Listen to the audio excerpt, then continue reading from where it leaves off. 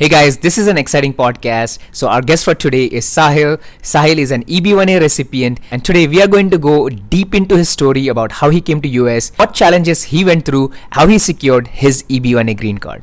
On top of that, he also coaches people today on how to get their extraordinary green cards and to provide support to our community. If you are one of the candidates looking into O1, EB1A, and similar extraordinary visas, send a copy of your resume to my email at omkarhelps@gmail.com and I will review it. And if it looks promising, we'll send it to Sahil's team for a review where Sahil's team will tell you exactly what you need to do to get the visa you desire. But I'm really excited for you to listen to this podcast because I personally learned a lot from his story. I hope you enjoyed. See you on the podcast. Sahil, how are you doing, man? Hey, how's it going, Omkar? I'm good. How are you? I'm doing fantastic, brother. Thank you. Thank you for being here today on a wonderful Sunday, taking your time for us. Yeah, man, for sure. Awesome. So, Sahil, tell me about yourself, man. Our audience would love to know. We have done a couple of webinars so far, Yeah. but, this is for my YouTube channel. Yeah. And I would love to know about you, man. I know you are an EB1A recipient for people who don't know, and then you also coach people today on how to secure EB1A, O1, EB2, and IW. So, you kind of coach in that area now. So, give us a little bit about your background. Who are you? Where do you work? Or what do you do outside of your coaching enterprise? And just a little bit about you, man.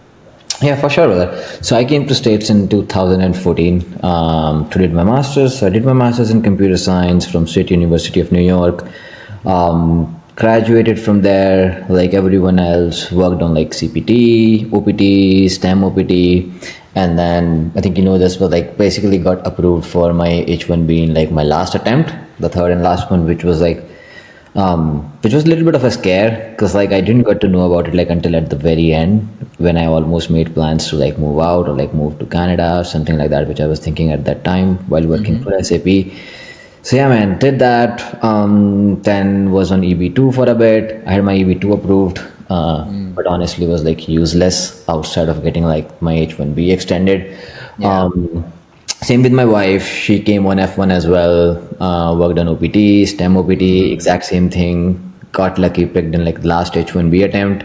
Had EB3 and then EB2 and IW approved. So like that's like in a brief nutshell. I've worked at various places like over last few years. I worked at Universal. I worked at SAP. I worked at Kata. I've been working at Maven. I have like three companies that I've worked on so far, like which are my own companies. A couple of them were in India, Trade on the House and Boilift. My mom has a staffing firm where I used to help her out. So it's like a lot going on over like last few years. So, and then like I think I can talk more about EB1, but basically like that's like a brief background of like what I have been doing. Yeah. Where are you from, Sahil, back home in India? I'm from Jaipur, brother. Okay. Nice. Yeah. I was born in a small village in Rajasthan, but all my family lives in Jaipur. But we moved a lot because my dad was in marketing. So like every year I would be in new school. So like I lived in New Delhi, lived in North a lot. So like I lived in Delhi, lived in Jaipur, lived in Karnal, Faridabad, lived in Haryana for a while. So like wherever my dad used to move, like we used to move, and like the worst thing about all of it was like every year we'll like get into a new school, me and my younger brother, and like in the middle of the session, so like September, and we are going into like a new school, and like we don't know everyone. So yeah, initially it was difficult, brother, because like initially we used to feel like, okay, this is too much, we don't have friends over here, and like everyone have their own groups, and we are like outsider trying to like get in. But then like after a few years, as we like came into like this middle school zone of like fourth standard, fifth standard and whatnot, then it kind of became easy. That at that time like we were so kind of used to it. Like we'll go and like try and make impression on like the day one, because we know like either it's like we do something and get in, or we'll always be outsider here. So like that was our journey growing up. It did got a bit stable like during like last few years of my high school, which we spent in Jaipur, which were amazing. So yeah, that's like a little bit about like my background. Got it. And where did you do your engineering? I did from SRM. So I initially Yeah, but I didn't actually went to Kalathur. We initially got admitted to SRM Chennai, which is actually like Kalathur. I was there for like 2 or 3 weeks, but then I decided to like move down to the Modi Nagar branch, which is like on Delhi Meerut Highway, because I wanted to like study computer science, and they were offering me like something else, like electronics or something in the Chennai campus. I was like, I probably want to go and study computer science. And also, I was young at that time. So, like, I wanted to be near Delhi, have a good life Yeah. and whatnot. Like, what a 17-year-old would want. So, Definitely, man. Yeah, yeah. yeah, yeah, yeah. Yeah. So, that's what we ended up doing. This is like another big coincidence, but like, exact same thing happened with my girlfriend as well, like my wife now. Because we met in SRM first, but like after a few years. But she was also like in Chennai for a Okay. bit, but she's originally from Delhi. Hmm. So she moved there for a month, but then she eventually was like, no, I probably wanna be closer to like my parents and like be able to take care of them. So then she decided to like move to like SRM, this campus, like the Modi Nagar campus, and like that's how we ended up meeting like in final year. Oh wow. Okay. So Yeah. then you guys came together to America like around same No, time. we did not. She had no plans. I came first in 14. Okay. And then she had no plans of like coming here, but then eventually she decided to come by as well. So she was here, I think, in 16, like she was like a year or like three sem, something like that after I Hmm. initially came in. Oh, Yeah. same college? She was in Texas A&M first. Okay. Okay. Okay. Yeah, and then she took transfer to like State University of New York because like I got a job out of school in the same city. So like I was working Hmm. at Universal right out of school. So she was like, okay, I should probably like take transfer and move down there because it wasn't making sense for me to be in New York and her to be in Texas. So Yeah, yeah, makes sense. Makes yeah, sense. Okay, man. Interesting story. Yeah, yeah, that's pretty yeah, cool. Okay. All right, dude. So tell us, like, okay, so now you come to US. I want to know a little bit about your US journey, man. Like, yeah, so what did you study at, so it's SUNY, right? SUNY, yeah, like yeah. State University of New York. Like, so what did you study there? And then, how was life for you there, like coming from India to US? Yeah. Yeah. Yeah, it was fun, brother, honestly. So I did my master's in computer science. So yeah, I think the course was amazing. I think Binghamton has like one of the best courses and one of the Yeah. best professors. So like I think in terms of like education, it was great. But the general challenges are the same, right? Like first and foremost, it's ridiculously cold for people who like Mm, haven't been to like upstate New York. Like you're looking at like -20 or something like that. It yeah. snows. So like we used to be like in a house arrest for like a week straight because you cannot go Yeah. out because it's snowing like crazy. You Like can't you see guys your just have car. 6 feet of snow and stuff like Yeah, that, yeah, right? six Yeah. feet. Like you won't be able to see your car. So like the worst thing about like going to job in upstate New York was like you need to like leave your home 45 minutes before just so you can scrape the ice out of the car and then basically go out. So yeah, I think that was one thing. I think the weather in itself was like a challenge. But it was fun as well because it was Mm, like something completely new to us. And I met amazing people there, like folks who are like still my friends, working with them. This was actually like the first time you kind of like take assignments seriously because like, mm, as you know, like the courses in India are not really like, you know, you can get by not doing a lot. So yeah, that's what like a lot of us were doing back in bachelors, trying to like just do whatever we want to do and get through the course. Versus now all of a sudden like you're presented with like all of these problems, which were like pretty interesting to like solve and whatnot. So like that's where like the actual learning came in. So yeah, overall great experience, brother. And not just in terms of like the courses and studies, but also like how it changes your like perception about life and like the broader level of like knowledge that you understand and the things that you gain from like meeting all these different people from different countries and whatnot who are part of like the same course as you. So all of that like helps you a lot. I feel like outside of just the courses that you do. mm-hmm. Got it, dude. So I want to really like I think you mentioned you have started a lot of enterprises, a lot of businesses along the way. I want to talk a little bit more about that as well because there are a Yeah. lot of people who come to US and obviously they want to get to find a good job and stuff like that, but then eventually their goal is like, hey, they want to do something outside of that, and then Right. like the visa situations don't let us do that, and Yeah. so I want to ask you, like, so okay, uh, while you are doing all of this, I'm sure you have the entrepreneurship bug. Right. What were you doing? Like, were you doing something else while you were doing all of these things? Like, so you studied for a couple of years and you graduated, you got a job at Universal. Correct. So you got a job there right out of graduation. Right. Um, what did you do there? And then, like, were you doing something while you were working there? Like a business or Yeah. something? Yeah. Yes, I think like with Universal, we used to build like these multi-million dollar machines which were responsible for like circuit assemblies. So like your iPhones, right? So when you open your iPhones up, you have like an entire circuit board with like various different components on top of it. So like these were the machines where you can like plan a circuit and a component, and you basically pass that on. It programmatically will basically assemble all of that for you. That's what like Universal was doing, like building out a lot of these machines. So I was working on a lot of that functionality. Most of my startups at that time were like based in India, because like technically you're not allowed to have a company in United States. So I think the first one that I kind of like started working on, which was like a huge failure, was basically tried building a nutrition app. Because like I think you probably know, but like for others, I'm really into like fitness and nutrition and whatnot. So at that point, I found this big gap in US market where it's like in India, like if you go and get a gym membership, you have like flow trainers and whatnot who's gonna like help you out and like help you train. In some gyms, you'll also get like a nutrition plan and whatnot. And in the United States, nothing. Like you basically pay a lot of money just to like go in there without any guidance.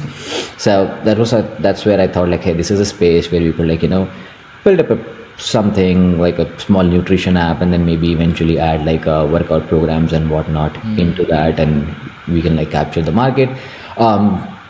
But I think it's just like that's like the first time I realized that like the first step of like building this company is going to be dedicated time and resources to it, which obviously I did not have that time, because like you have student loans, you want to like pay those loans out and whatnot, and it's not like really easy to build out this completely, especially like when you're doing this alone. So that's like something which a lot of people realize when they start doing things of their own, is like every stage of a startup is like a different challenge. Like okay, how do you first of all make an MVP, then how do you scale it, once you've scaled it, what's the next piece, essentially all those things. So it never took off, kind of like was a big failure, but it kind of like pointed me to thinking towards like if I really want to build something, I need to dedicate time to it, or have people who basically like the areas that I don't understand they do and come in and help me out. So like that was like the first aspect. From there, a couple of years later,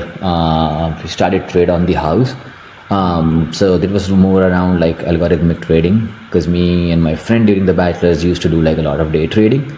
So these were the guys who basically I was friends with forever. So we kind of like, one of our friends was still doing it at the time. He became like really good at it while we were in school and whatnot.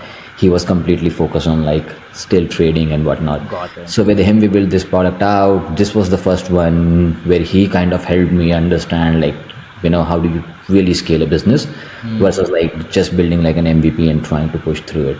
So he helped me hire a lot of people, and we were doing this in India basically. Like this entire thing was based in India. So yeah, that was like the second thing which we did. We ran this for like 2.5 years and got a good exit out of it. Yeah, without disclosing the numbers, like we basically were able to like get that company pretty profitable, and eventually like got out of it. Because I think the reason we got out of it was like we were at a point where it's like, okay, now if we need to scale this thing, we probably need to hire like at least 200 people. And it was like, okay, it's not going to be possible, because it was like a lot of work, and like all the different exchanges work very differently, so it's not like a one solution fits all sort of a thing. So that was the third thing. And then like we started building out Boylift. This was with my brother, which is like a shoe company which we are working on from like last couple of years. Again, without disclosing too much about it, it's like still into like R&D phase. We thought like the R&D would be done in 6 months, but it's almost like 2 years, and we are like still not done with R&D because of like all the issues that have come across while building this brand out. But hopefully we'll be able to like wrap that up. So yeah, bro, like that was like most of it. And then my mom used to run like a staffing company. She still does, but she's kind of like getting old now, so she does not spend like too much time on it. Runs this in US or India? That's the one in US. Okay. Yeah, that's the one in US. Is this like an IT staffing, or what kind of staffing it is? Yeah, this was like IT staffing specifically. It was more around like initially supply chain and manufacturing rather than like technology, because like the time she started there were like a lot of technology staffing firms where you'll be able to find like tech people and like developers and whatnot, but not a lot of people who basically are into like supply chain and manufacturing engineers and whatnot. So that's what like her specific niche was with this company. We used to help her out like here and there with like things that she needed, but like it was mostly on her. And also like I was on H1B, so like I didn't want to do too much with it. I see, man. Yeah, understood. All right, dude. So, okay, all right. So, you had been doing this. So, tell us a little bit about your H1B now. So, you're working at Universal, and did you this is this where you went through your first, second, and third attempt, or what happened No, there? I When moved a were lot. you? Huh. So I had my first at Universal, and then I moved out of there after like first year, because that was like an out of school job where you gain like the basic experience of like how to do things. And then I moved to SAP, Okay. and I So, had you're my. a software engineer there. I was at SAP. I was a senior test automation engineer, so I was doing a lot of automation at SAP. Okay. Yeah, so that's where I moved to SAP, and I did my second and third H1B attempts at SAP. So that's where my third attempt got picked up when I was at SAP. Okay. Yeah, that's what I was telling you, that story of like how I was like, will this go through or not? Because like a lot of my friends did knew the decision and I did not. So I was still waiting for a couple of weeks, and then finally I had a chat with my manager. I was like, hey, what do we do now?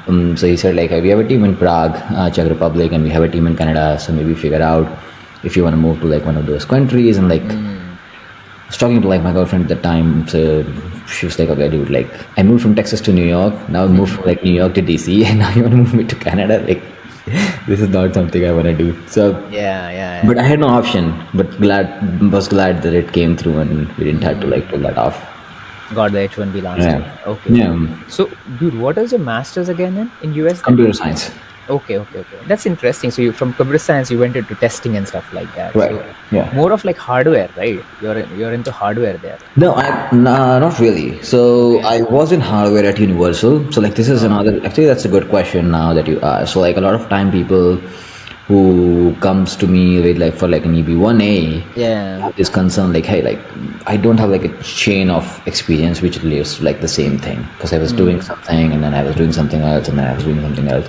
So that's where it becomes important to find a common thread of how you tie a lot of this together. Because like if you look at my domain, Universal was completely different. Universal was more into the field of like hardware machines and whatnot.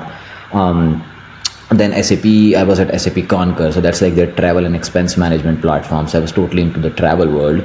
Then I was at Carta, which is private equity, so I was totally into the private equity world.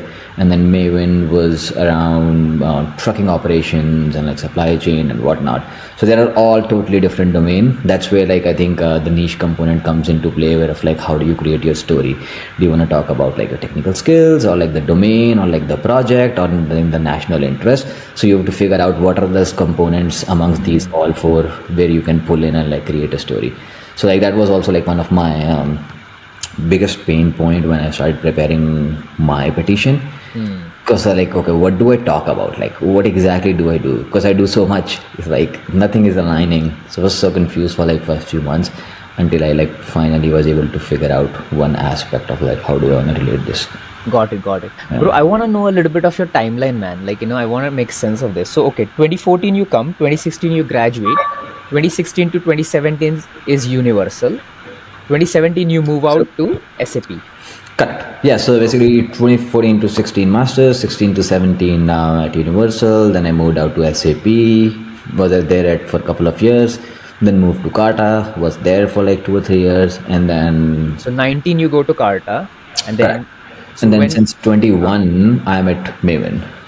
Okay, so then tell me, bro, when did you start your EB1A journey where you're like, man, maybe I need to look into something else? But then first of all, like, how did you find out about EB1? And then like, what was the process like first 1-2 months? Well, what were you thinking? Like, okay, why do I need to go after this? Yeah, I had no idea, brother, honestly, about EB1. My first instinct was I wanted to get out of the H1B rut because of like a few different things. the most obvious points are the ones that you know, like not like going for stamping and like Yeah. stuck with like one particular job and like all the different issues that comes with H1B. I don't know if you saw or not, but I don't remember. But like a couple of days back, they are looking into passing a law, which basically would so if you're on H1B or any of the temporary visas, and like right now, if your kids are born here, they do get US citizenship, but the law is about not giving them US citizenship if you Oh, basically, wow. like I think someone posted about it a couple of days back. So I'm not sure like if it's like it will pass through or not, but it's I can give you the name. I might have it in my notes about like Got it, what the man. law is. But yeah, so yeah, bro, all of that shit, and then like I think the biggest aspect was also being able to do like some of your own stuff, like some of your own business, some of your own work, or at least have the capability to take that risk, because you don't really know like if you'll succeed until you take a shot at it, right? So Very that's true, where I was man. like, Very true. Yeah, like yeah, it's a fear based, like I know some people who do stuff on H1B, but I get yeah, so many calls from them, be like, bro, do you think I'm doing the right thing? Do you yeah, think this thing? yeah, And there are ways to do it, but the fear of not being able to sleep properly yeah. at night is really crazy, man. Yeah, you can do passively. Like, I mean, you could have an Airbnb, hire a manager to do it for you, or stuff like that, where you're not like very actively involved in that. And those are like allowed by law. Like, this case allows you to have like a manager and be able to like manage your property and whatnot. But yeah, this is like one of those like gray areas. I'm not sure about like how YouTube works, but I know like in the past there was also this like, okay, can you have YouTube on H1B? So I know some people who basically used to run YouTube, but basically would use like their Indian account. Yeah, man. Yeah, like it's a very interesting. I don't want to go into too much detail here, Yeah, but then I ran on F1 OPT. I ran it on H1B. yeah, All every single visa you can think of, I ran it. yeah, Make You can run anything you want. The only problem comes when you start making money. So right. US is very smart. Kept like so. I was investing more than I was making, so it was always a loss. Yep. Like for multiple Yeah. years. So US is very happy. It's like keep losing money. I Keep don't care. losing. Yep. You can legally start an enterprise and keep losing money. I The know. problem only happens when you start making money. Yep. Yeah. So it's very interesting, and so that's where you need to have attorneys and CPAs. I have paid tens of thousands of dollars for top notch people to figure Likewise, out how bro. to do it. Yeah. Yeah, and so I don't, that's the problem. Like you can't like you can start something small, run it for 2-3 years, and then the problem always becomes when you need to start making money. Then it's Correct. the fear, like should I take it in my account? Yeah. So I think that's where like having a green card really helps. Like Correct. I sleep better at night. Yeah. Not worrying like, hey, how do you do this and stuff like that. Yeah. And then a lot of my friends now are like, they have the EB2 approved, I-140 approved, so they are doing things on their wife. If they have a wife, then H4 EADs they are Correct. doing things. Yeah. But not everybody has a wife there, so Correct. they are afraid. They're like, oh, what do Yeah. I do now? Yeah, So that's what we always say each other. It's like it's lucky that we have like the two of us. So you could always like rely on each other. Like even if things go wrong, I have a lot of friends like last couple of years, like one of the partners like ended up losing a job because of like the yeah, economy, but then like the other one can manage the house, or like you can jump on H4 EAD. While on the other hand, I have friends like who don't have that partner, so like some of them jumped on B1 B2, some of them are like trying to figure out what do I do now. So it's like really complicated, man, especially in an economy which is not doing good. Very true. It becomes challenging. So yeah, man, like that's where like my pursuance to like to get out of H1B started. I initially looked more into EB5 honestly, and not into like EB1A. So and at that point it was like 600 for a little bit of the time. The investment was not 800. So It's 2021. Yeah.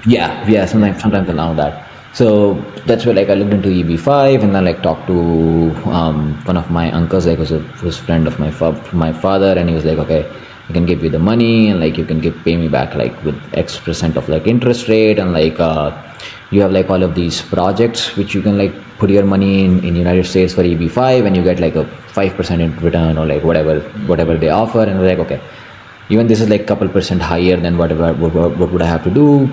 My calculations were like, okay, it's still okay to kind of like pay an extra interest if I'm able to get the green card.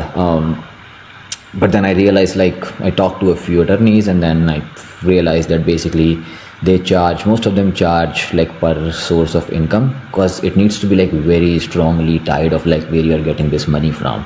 So if you have like four different bank accounts where this money is coming from, they charge like $15,000 per source. So I was like, okay, I do not have like $60,000 extra, because I'm barely scraping this money from like various different people and like trying to like pull this together, and I don't have like another 60K to put this just into like the attorney fee and whatnot. So that's where I was like, okay, this is not gonna work out. And then I started looking into like what other alternatives can be there, what are the options and whatnot. And then I finally came across like a ebook or article sort of a thing online. This was by a Chinese girl who got EB1 approved. I don't remember her name, but that was like the first writing which I found, and I tried going through like some of her thoughts. It was very well written, but obviously it was like very generic. But that was something where I started looking into it seriously, and I would say like the biggest thing I was able to get out of that was like, how does your niche work, but not really about like how do I tell my story and whatnot. But that was the first time it kind of opened up my eyes to like, okay, it's not just about what you do, it's about like what impact you are trying to make, the industry that you work in, how does it relate to like national interest and what. So all of those components were like the first time where I was like, okay, I need to think about it from the perspective of like all of these items, and not really from the perspective of like, like automation or like whatever work I am doing. So that's where like I started looking into that. And then I just was on internet for like at least 4 or 5 hours a day, wasted insane amount of time and money. I know you said you joined some courses, right, dude? You don't have to name them, but I know there are some of popular ones. What was your experience in like them? I like it was so popular in around, the person I'm talking about, like about 2021, 21 maybe, like towards the end of the pandemic, 21, like things started opening, and then his thing would start popping up. I had like 100 people who have reached out to me like, hey dude, I'm joining this course, it's $6,000, $10,000, and then this guy got his EB1A, and the tagline was, you don't have to have a PhD to get an EB1A. That's what something they were promoting. And it felt like a lot of people ran towards it, and so, but out of those hundreds and hundreds of people, nobody was able to successfully get it through it. It just felt like they joined this fancy program where they just learned a lot about EB1A, but were not able to apply it. That's what I felt like. Yeah, I joined a couple of those like very late. These were probably in like 22, because 21 I was trying to figure this all out by myself. And I feel like they were a waste of money for me, honestly. But also like I never do something from the perspective of like, and this is not an advice for anyone else, but this is just strictly me. I don't really take money too seriously when it comes about like learning new things. I feel like even if I'm able to get out like a few pointers which are going to help me, I'm fine like making that payment, because of like the priorities and the decision that you're trying to make in your life. It's very simple as that. Like you have to decide like how much is your time worth versus how much is your money worth. So like I joined those two programs. One was like pretty like a not really a program, but like a book sort of a thing that you could buy for like, it wasn't expensive, like $200-300, which was okay. I think that the Chinese girl's book was like much helpful, whatever that was. And then the second program was more like from the perspective of, sorry, my Google just reminded me it's time to have lunch. Okay, nice. Yeah, so basically, and the program was more from the perspective of, okay, let me see like what exactly these guys are doing. Because I was pretty clear that I wanted to help out other people as well once I'm able to crack this through. So that was also like the perspective of like, okay, just wanna pay and see like what exactly is happening. And I was not really like impressed, honestly. But it's totally okay. But yeah, man, like that's how like I spend my time trying to like figure this out. I think like the biggest issue was figuring out vendors, what to do, what not to do, how do you get an award, like what award counts, where do you find them, can you pay and get an award, but then like what's the value of it, what sort of like membership. And at that time there was also a Discord channel I should give a shout out to. I do not remember their name, but I know the guy who used to run that also runs like a hackathon now. So I think huge shout out to him. His Discord communities. I think he still has the community. It's pretty cool, where you could talk to like other people who are trying to go down the same boat and figure out what can you do and what you cannot do. So yeah, I think it just took me a lot of time in terms of like figuring out every single aspect of like what works and what does not work, and like how much, where do you go, how do you publish papers, how do you write papers and whatnot. um, I still believe that I had like a little bit of like an edge in terms of like sustained greatness, because I did had like 3 research papers which I wrote in 2012 and 13. Okay. Oh, as an undergrad, man. Yeah. During my undergrad, I like wrote out 2 or 3 papers. So like they helped a little bit in terms of like reading, like a more sustained chain, because like you need to show like you have been doing some of this stuff for like a longer period of time and not something which you're trying to pull together like very quickly. Very cool. So yeah, like it's like it was a lot of pain, honestly, but overall it worked out. And probably like if I had someone who would like walk me through, like if I had a program like my own, I probably would have like been able to go through it very quickly, and also wouldn't have wasted like so much time on it, because like at that time it was like almost impossible for me to put my energy anywhere else, because like I go to work, even at work, like if I get like an hour or so, I am researching or doing something, or like if I'm working on a topic, I'm keep jotting my notes down on it. I come back home, we have coffee or something, and then again I'm like working a couple of hours on this, and then dinner, watch TV, go to bed. And then on the weekends, usually I would dedicate like the entire Sunday on some of these tasks, and basically sorting it out. One thing that most people should also try is to see like if they have a spouse who's like in similar field or have like some sort of understanding, you guys try and work together on it, because that's going to help you out and distribute the load a little bit. So the way we used to distribute it is like, I mean, right now, like you don't need to do under procurement and whatnot, but she would help me in terms of like, finding new opportunities of like, hey, what conference is happening, or like what's something new, maybe you could try this and whatnot, because we are not exactly from the same field. So she could not really help me out with like the technical details or like whatnot, because she has a different field and I have a different field, but there is still a lot which she could do, and then help me out. So like that's the job she took of, like trying to figure those out and like sending them my way, hey, try this and this. So yeah, Got it. that's what my journey was. Okay, interesting, bro.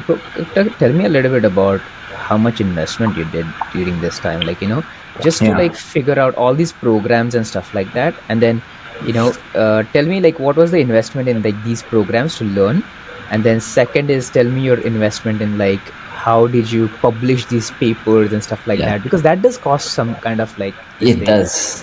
So I wasted a lot of money. Tell us about it.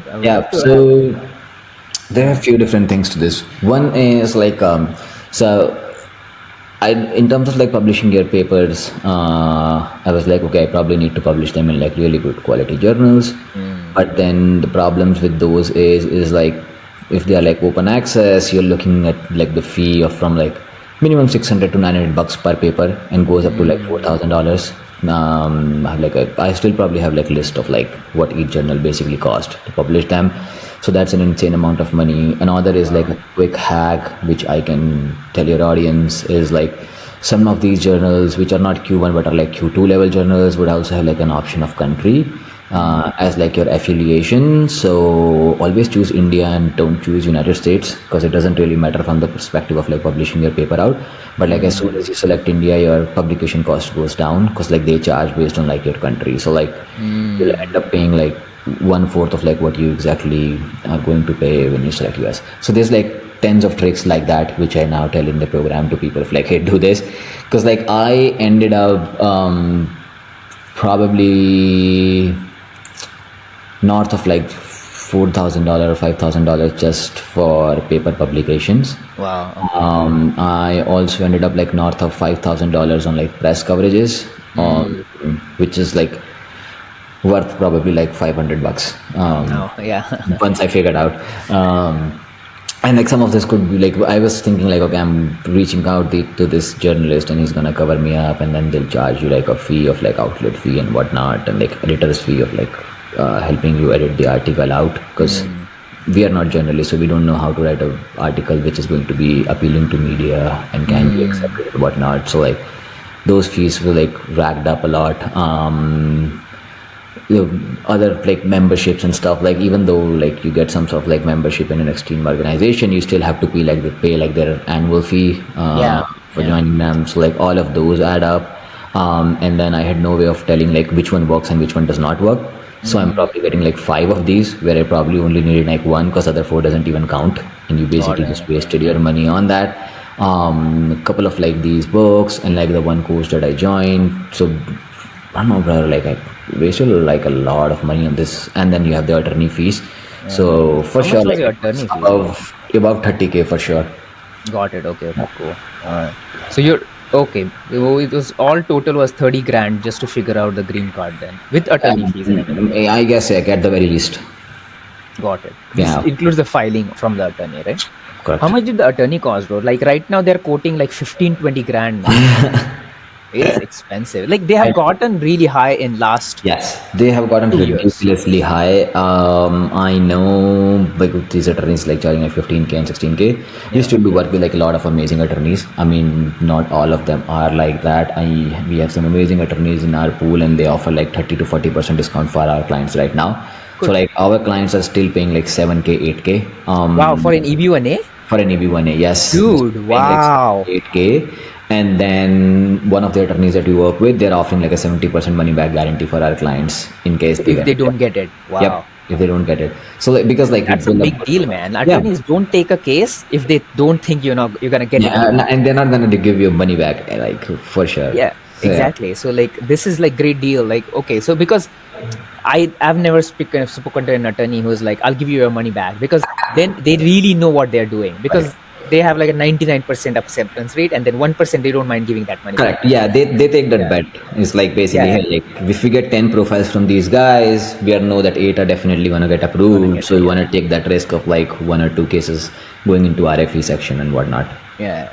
I have an attorney I know personally, I've spoken to him multiple times, did podcasts with him, and he does offer the same thing, man. Like I just love the confidence. Be like, hey, if you come to us for an O1, we'll get it done for you, but then you have to have a profile. They don't accept it. They're like, build a profile. So they have to come to people like you who are coaches. Be like, hey, help me put in 6-8 months of work, build it to a level where an attorney can accept it. And so it's a process, man. It's not just like you can go to an attorney and they'll be like, let's that's what most of these attorneys do, like that we partner with. Like if they get clients who are not ready, they'll basically like refer them along our way and like say, hey, we can look into this profile and like we see the potential, but work on it, and then we can regroup and resync on their profile.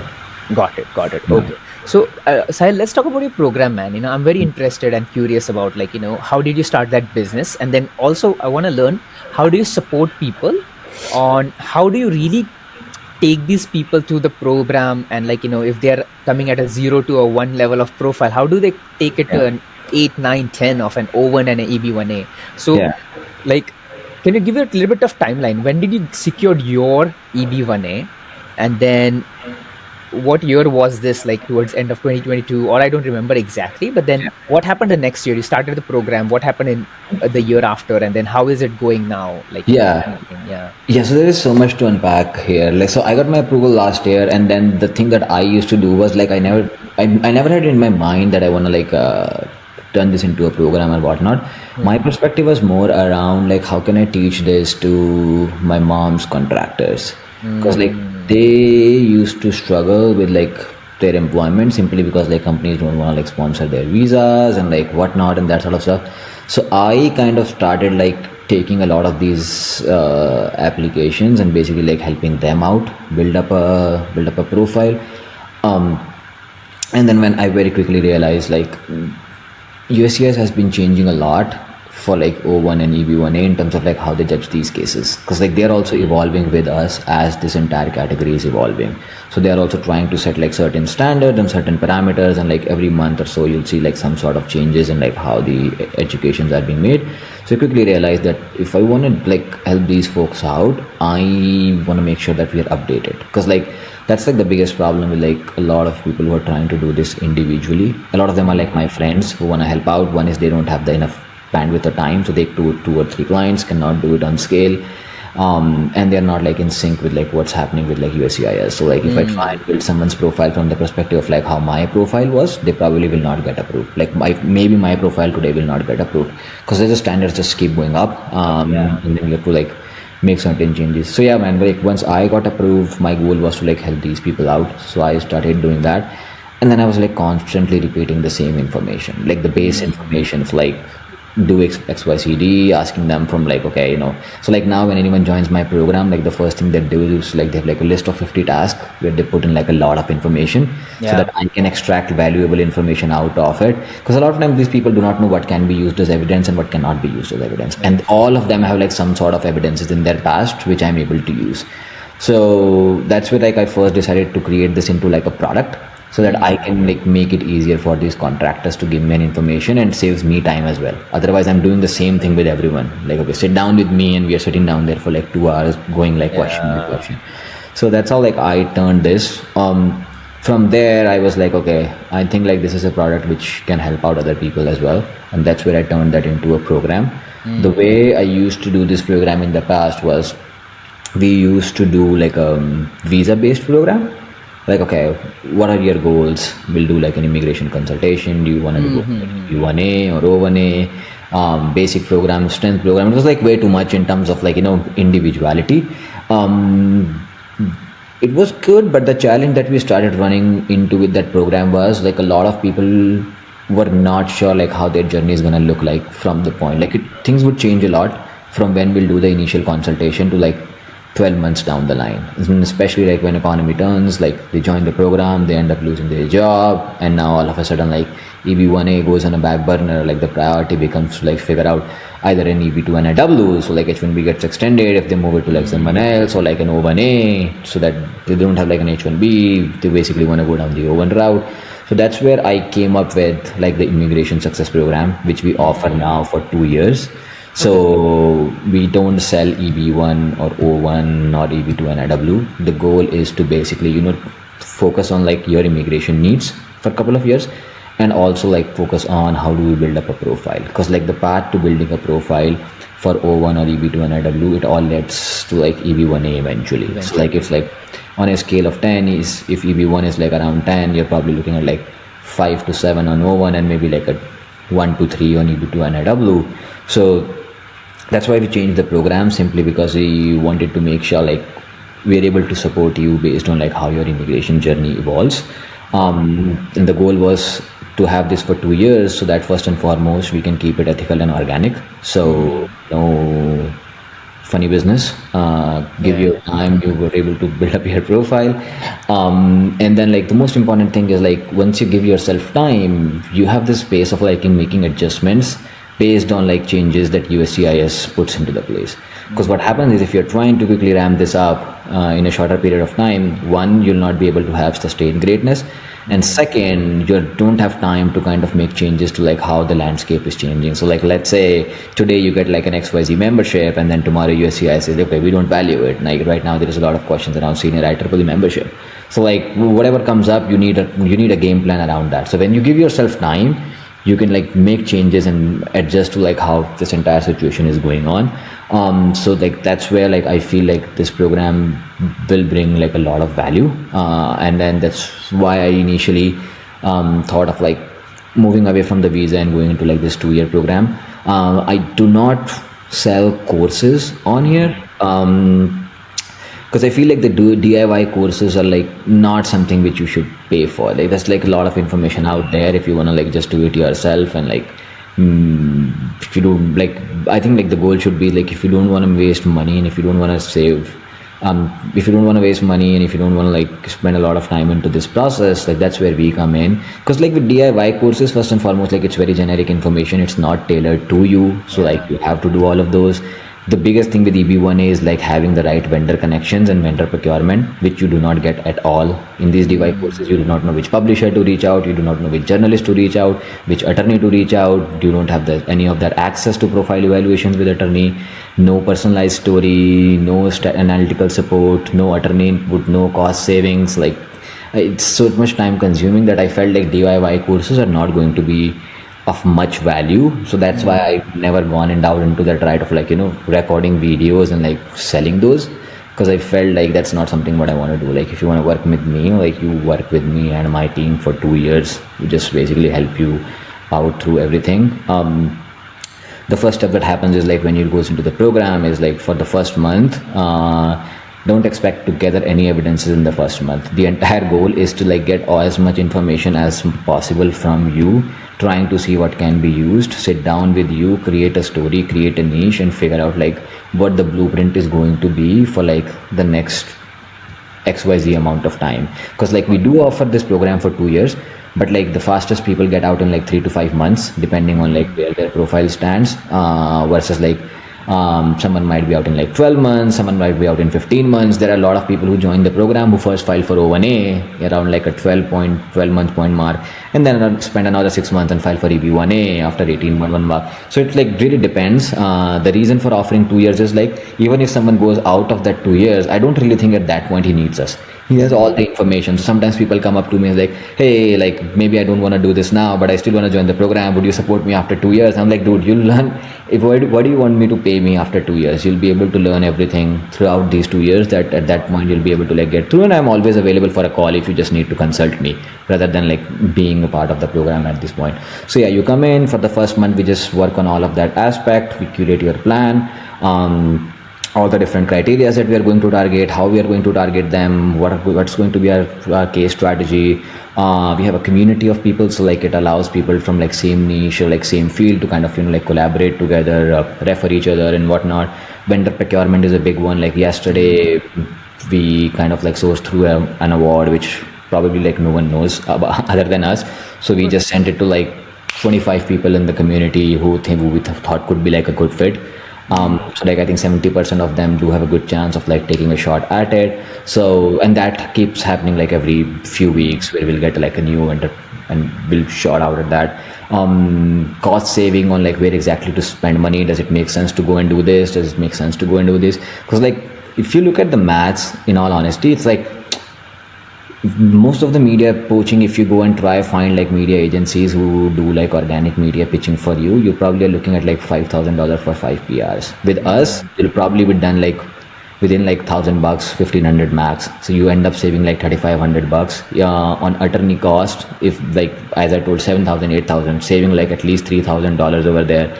Publishing cost, like most of the papers and journals that we basically will help you target are going to be between 25 and 150 bucks per paper. So like most of our cost, you just end up making it back if you look at like the simple maths of it. So for me, it's, I think like the way we are trying to help it out is like, you get like help of all of these people for like 2 years, where it's me, a project manager, an editor, a media poachers, like all of these like 5 or 6 people working with you for like 2 years. That just labor cost for like being there and like helping you out. And then on top of that, we do offer like a money back guarantee. So like because like we are selective in our process, so we like, very honestly, we don't take everyone in. Also depends on like how much time I have, and then also like where does the profile stand. So I think like if someone is outside of like that, even of that like 2 year boundary, then I would tell them like, give them like some general advice, give them like some free materials that they could use, and like start looking into them, and then come talk to me like after 6 months and whatnot.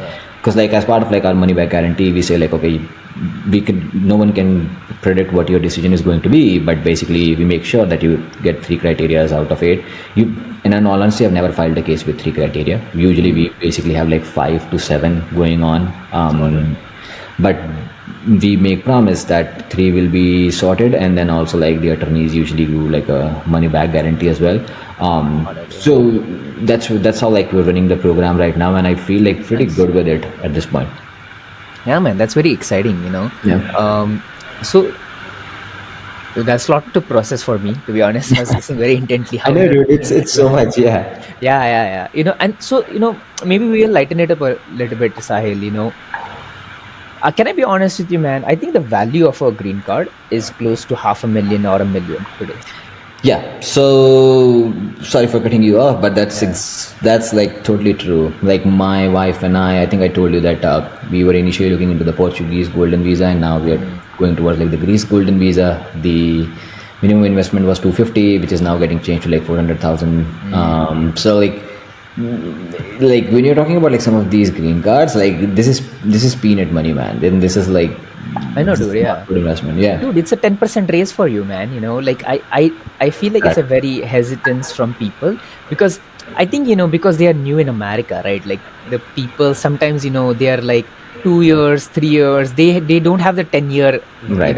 bird's eye view, which maybe Yeah. I have or you have. You have been Yeah. here for a while, Yeah. and dude, the value of a green card is so high, especially like the opportunities you get after that. Like, I'll give you an example what some of my friends have been able to do. Like, so one friend who got a green card a couple of years ago, he's buying his third property right now, and he Yeah. does everything himself, man.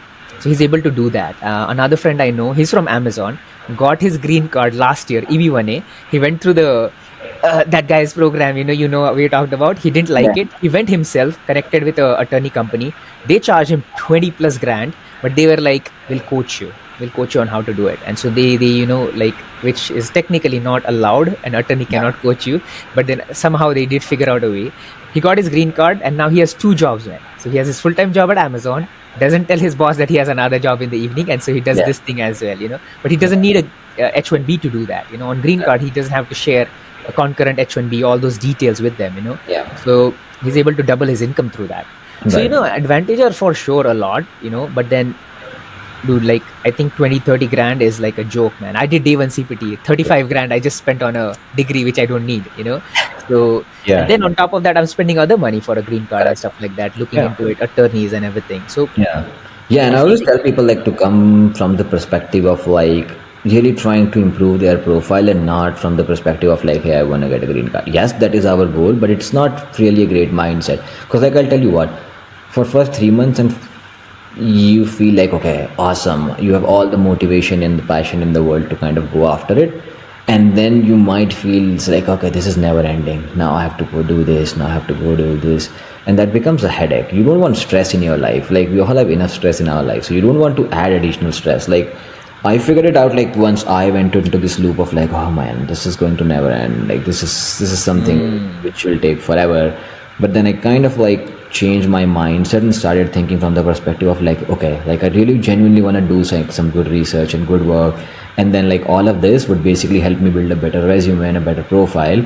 And like whatever money I'm spending here, like couple of years I get like a 10% raise, who cares, man? Like all of that money is covered in like a single shot, dude, even if I don't get a green absolutely. card.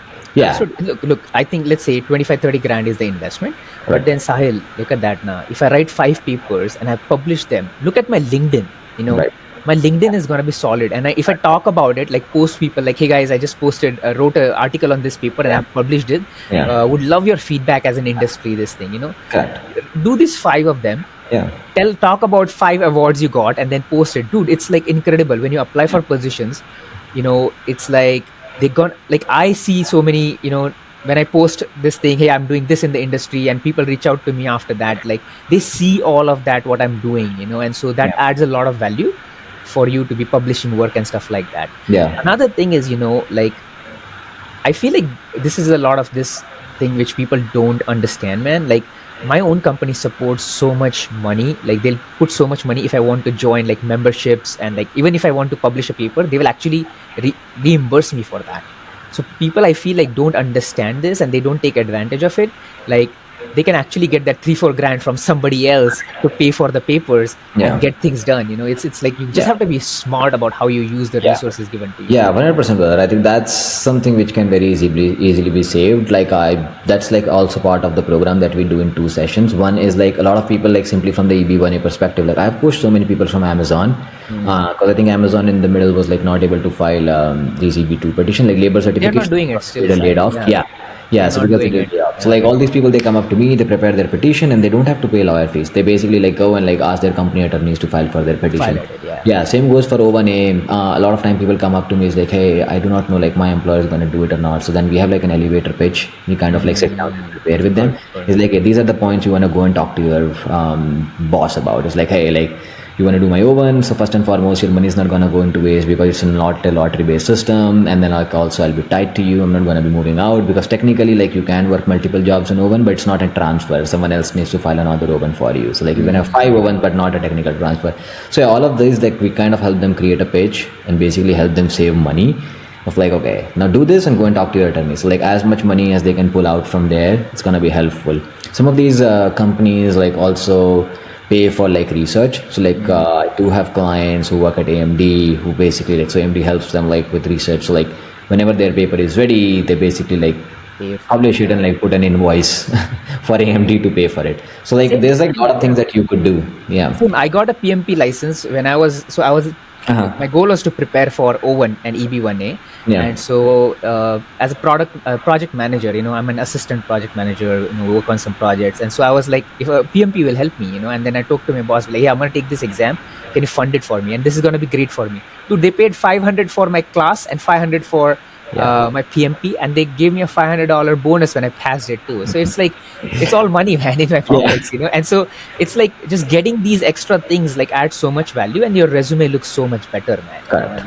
It's like, I think the way I would look at EB1A Sahil would be like, I'm joining it, or I'm getting onto this journey. I mean, they don't have to join your course. They can do whatever they want. Like, let's say anybody who's getting onto this journey is like, hey, I'm going through a 1 or 2 year journey of like really self-improvement of my profile, and I build 5 to 6 papers, I go to conferences, I build this, and then a byproduct is a green card out of it. If you get it, great, you win the battle. But if not, you're still like way ahead of where you are. Otherwise, you don't have an opportunity to build your profile otherwise. Right. Yeah, you're way ahead of all of your peers.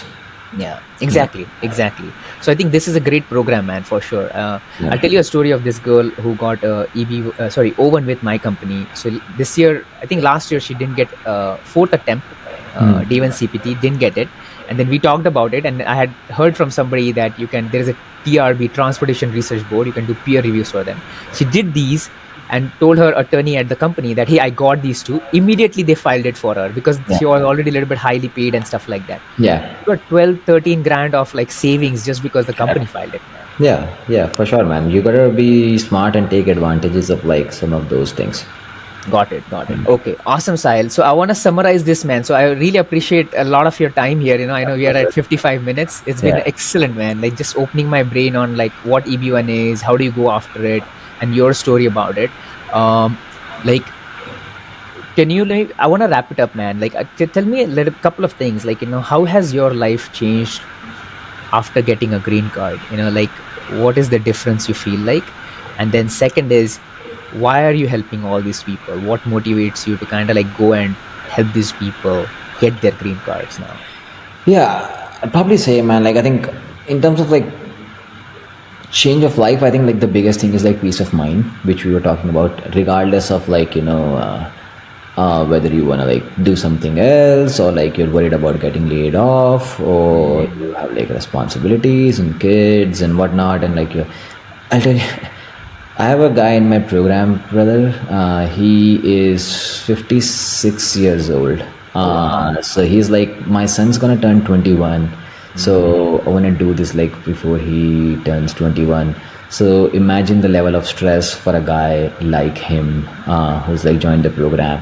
And he's obviously like not really up with like tech and stuff. He's from a manufacturing background, so like I have to like help him out a lot in terms of like how to use tech, because he understands his stuff, but he's probably like our father's age or something. So he's not from that perspective. So like, you don't want that stress in your life when you're like 56. So like, I think most important thing is like you get like a bit of a peace of mind.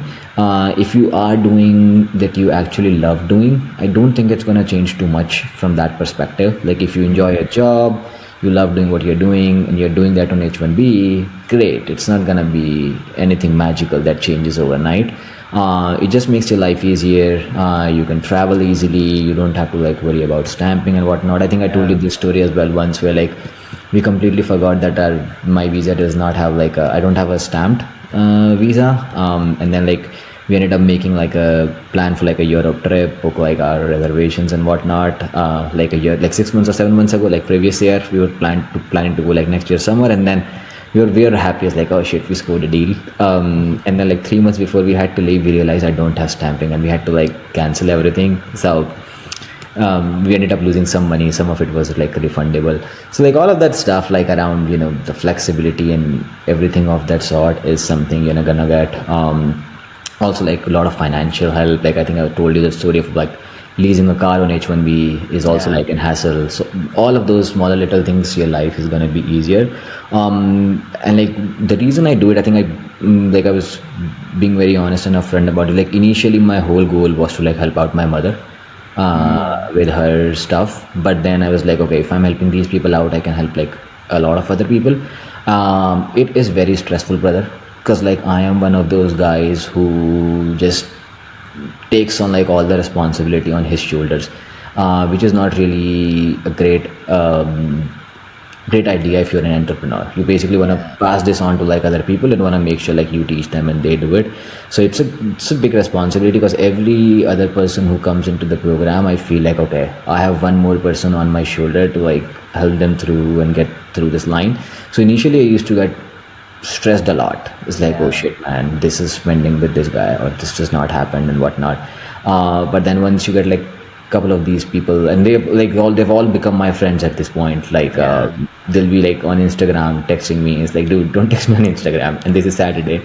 So, but yeah, it gives you like so much joy, like when they get approved, or like when they appreciate like all the process that you have put into place and all the help that you have put into place. I'm telling you, like all of these guys who like work in the program, they with me, some of them, they don't even care about the result at this point, because they know like how much effort we kind of like put together into this, the both of us.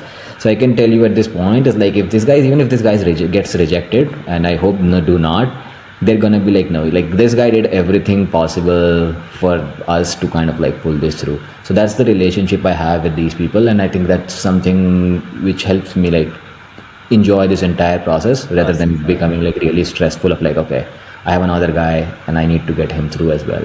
So that's like the general intent of like how I started, what I started, and like where do I like want to take this. And like the goal is to just make sure like we can help as many people through this journey, because like the immigration system is really broken, honestly. Technically, none of us have to like do like what we are trying to do, and like EB2 and EB3 should not have a backlog.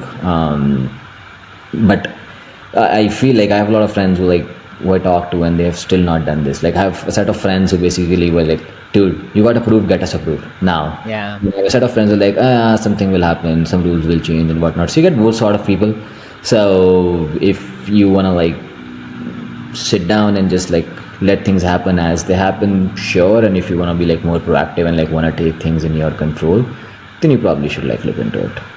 Got it, man. Awesome. All right, but last question. So I know you do we have been helping you with, identifying the right people.